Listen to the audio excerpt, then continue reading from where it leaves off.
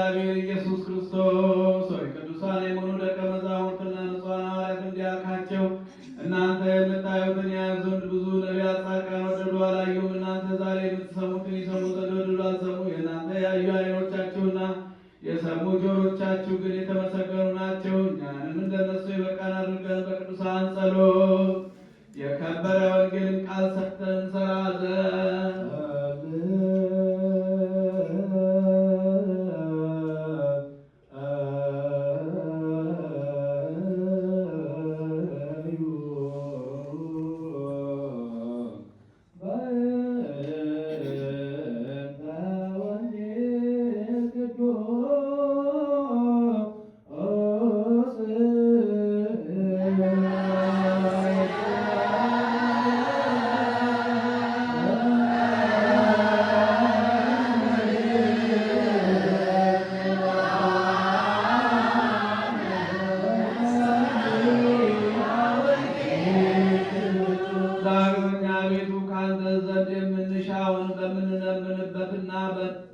ዘንድ ጊዜ እናስባቸው ዘንድ አስቡን ያሉን ዳግመኛ አስብ።